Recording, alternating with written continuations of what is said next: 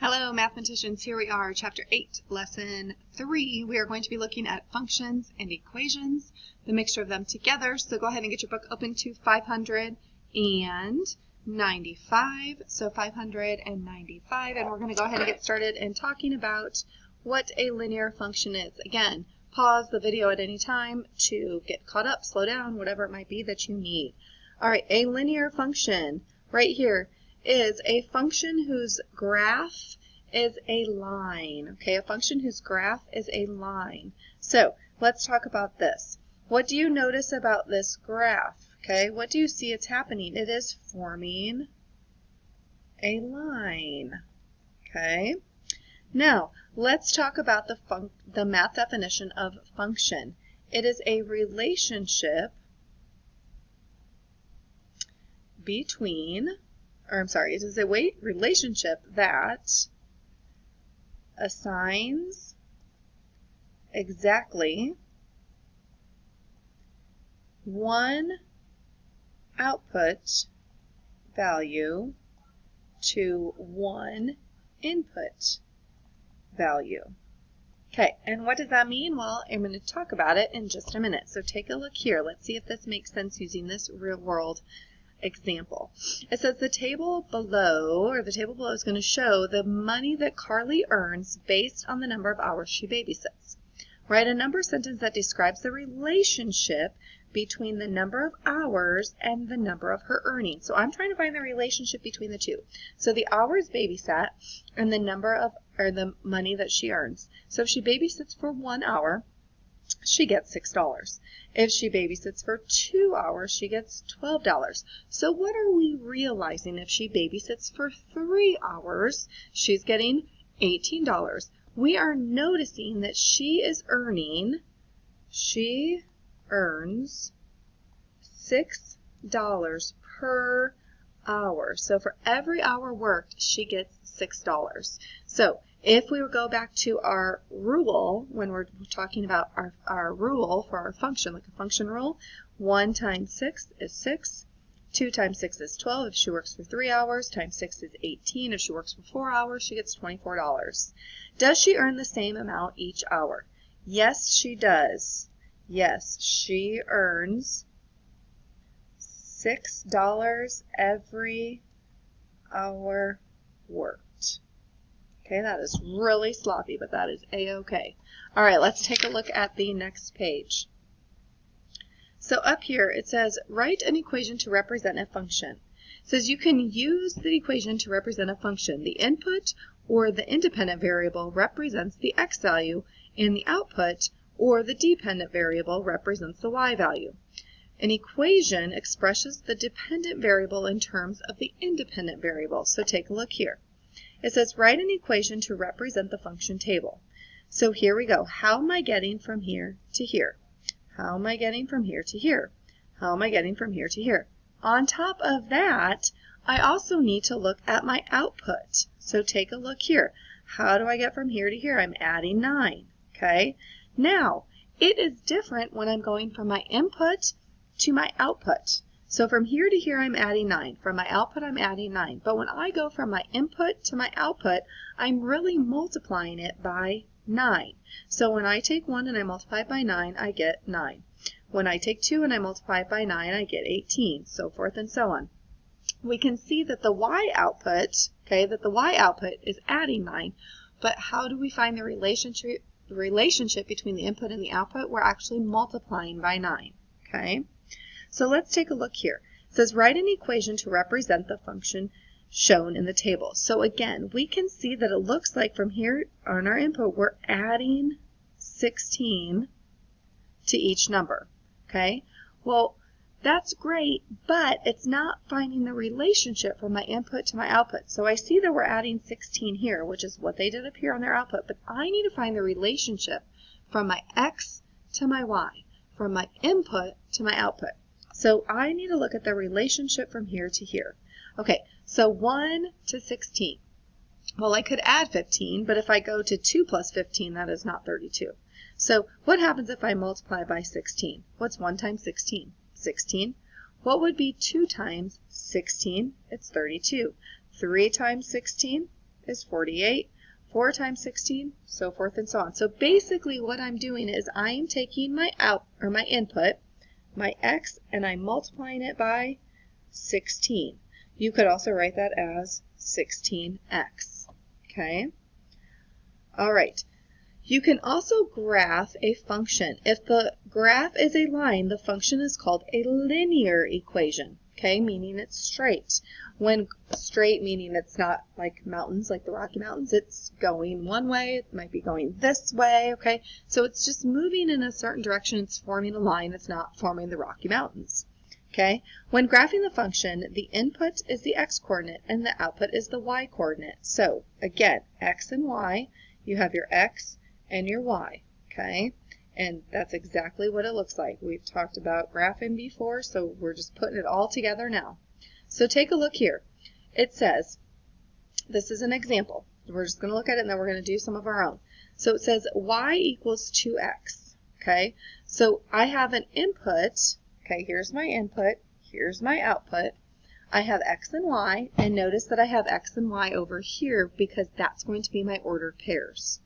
Okay, here's my rule, there's my rule, and this is my ordered pairs.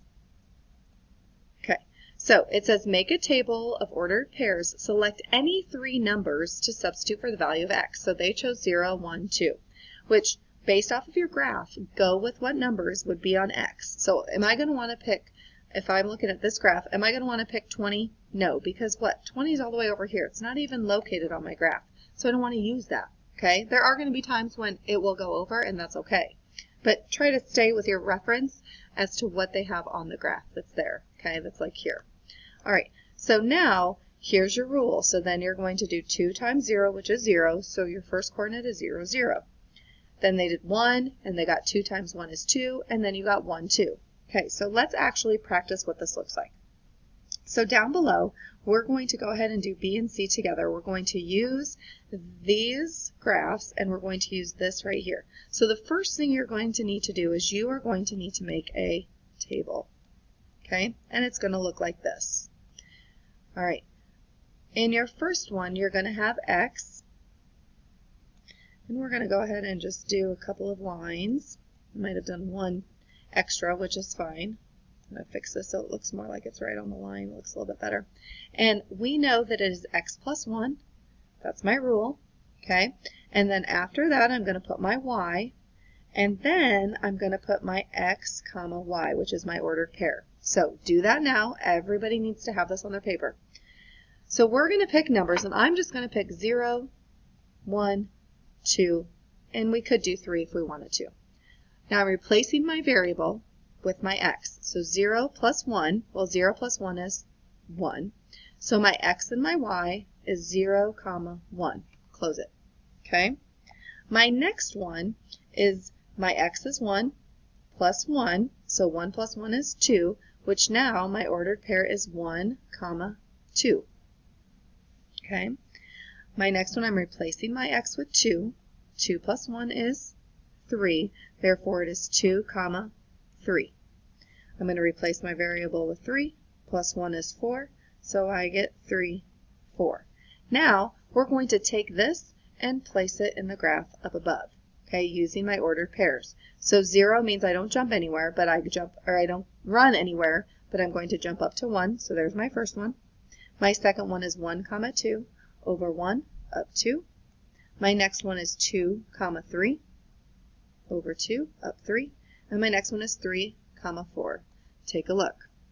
Did I form a linear function? Yes. Put them all together in a row, and there you go. All right, let's do C. I'm going to move this down just a little bit, so we're going to do C. Here it is. Make your table. Okay. You're going to do X. Let's figure out the rule. 3x plus 2, and then we have a y, and then we're going to do our ordered pair x and y. And we are just going to do 3 of them for time's sake. Okay, 0, 1, 2. Again, I'm looking at the numbers that are on my x. So I'm going to replace my variable with whatever number I have as my x, and I'm going to do the problem. So 3 times 0, 3 times 0 is 0, plus 2 is 2. So I'm left with 0, 2. My next one is 3 times 1 plus 2, 3 times 1, and you have to work these problems out. Anybody who's just filling these out, doing shortcuts, does not work, okay? 3 times 1 is 3, plus 2. 3 times 2 is 5, so my ordered pair is 1, 5. My last one is 3 times 2 plus 2, so 3 times 2 plus 2. 3 times 2 is 6. 6 plus 2 is 8, and I have 3, 8. Okay, now I'm going to go graph it up above here, and I'm going to graph my ordered pairs. 0, I don't run anywhere, but I go up to 2. My next one is 1, 5, and my last one is 3, 8. Now notice I ran out of space, but I would imagine that 8 would be right about there. So when you draw the line, they are linear. Okay? All right, let's take a look at the next page. So let's go on over here up to the top. All right. It says, the graph shows the total amount Y that you spend if you buy one book and an X magazine. Make a function table for the input-output values. Write an equation from the graph that you could be used to find the total amount Y if you buy one book and X amount of magazines. So take a look here. The number of magazines, I have 1. So if I have Y equals 15 plus 5x. Well, what does that really look like? Well, if I have 1 magazine, 2 magazines, 3 magazines, 4 magazines, okay? So 1 magazine, 2 magazines, 3 magazines, 4 magazines. Take a look. So if I'm going to go from 1 to 20, okay, I'm going to do my 15 plus 5x, okay? So I'm going to do 15 plus 5 times 1 equals 20. Oh, my goodness, I hate when it does that. Oh my gosh. Goodness gracious. Right there. Okay, so my total here is 20. Okay, my next one, if I were to do 15 plus 5 times 2, that gives me 10 plus 15, that gives me 25. Okay, and if we were to keep solving, obviously this is where we would end up. Okay, all right, let's go ahead and take a look at number 1 on the guided practice. Number 1 on the guided practice says, write and solve, whoops, I'm not sure what just happened there. There we go. Write and solve an equation to represent the function shown in the table. So how do I get from here to here? How do I get from here to here? From here to here? Well, let's take a look. 0 to 0, 1 to 4, I could multiply by 4. 2 times 4, 8. 3 times 4 is 12. So 0 times 4 is 0. So how do I get from there? Y equals 4x, meaning I'm going to take my 4x, you can also write it like this, equals y. That's the exact same thing. All right, graph the function y equals x plus 3. So this is where you're going to make your table. Okay, and you're going to have your x. You're going to have your rule, which is x plus 3. We're going to have our y, and then you're going to have your ordered pair x and y. All right, let's go 0, 1, 2. So x plus 3 is 0 plus 3 is 3, so my ordered pair is 0, 3. Replace my x with 1. Plus 3 is 4, so I get 1, 4. My x is 2, plus 3 is 5. I get 2, 5. And now I'm just going to graph it. So 1 over 1, up 4. I'm sorry, I forgot 0 and 3. 0 and 3, I was like, I'm missing 1. And then 2 and 5 over 2, up 5. Notice that if I were to keep going, you can bet that every single one that I would keep going is going to end up on that line. I could plot it. Okay, we are going to stop there because you're going to get some more examples, I'm sure, in class. You guys are doing great. Good job, mathematicians.